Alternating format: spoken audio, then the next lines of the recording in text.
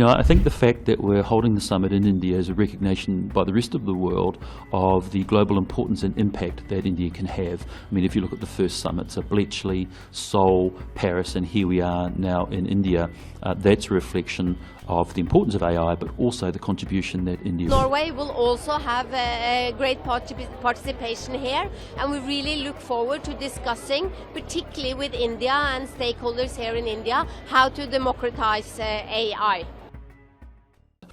I think the fact that we're holding the summit in India is a recognition by the rest of the world of the global importance and impact that India can have. I mean, if you look at the first summit, so Bletchley, Seoul, Paris, and here we are now in India, that's a reflection of the importance of AI, but also the contribution that India is making.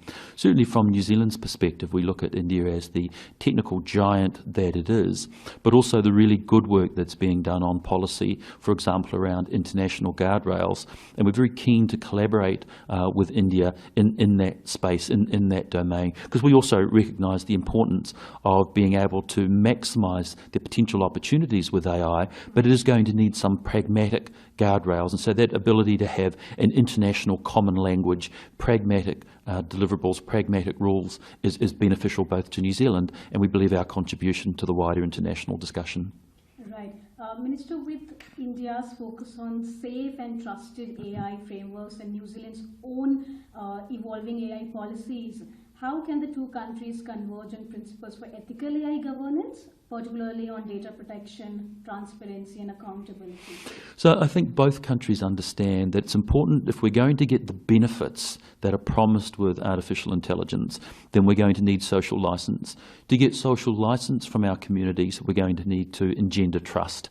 That's where I think we can learn from India and be part of international discussions and international rule sets around how can we demonstrate to industry, to communities, to constituents, to peoples who we serve, that they can have trust, that we have considered all the risks that might come with artificial intelligence, and as an international global community, we're looking to develop those international guardrails that can protect some of the harms that can come from AI while still maximising the benefits. Well, congratulations to India for taking this responsibility of organizing the AI Impact Summit. I'm greatly looking forward to this week where so many state leaders and ministers will be coming to Delhi.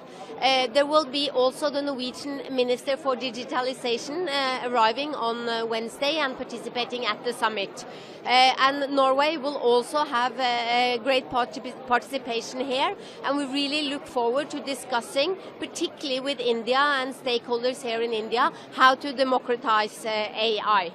Ma'am, what do you have to say about the ties between India and Norway when it comes to AI? How can two countries work together in future for the democratization of AI?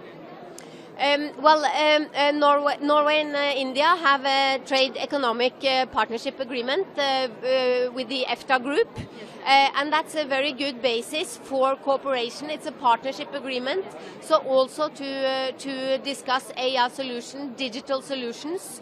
We are also working on an MOU on health cooperation between our countries, and that's also a good way of democratizing AI by looking at how it can be used in the health sector.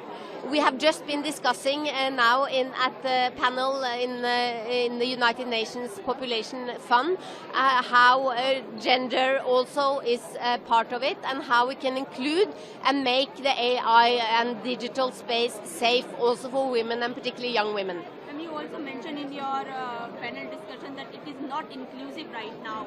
What needs to be done to make it more inclusive?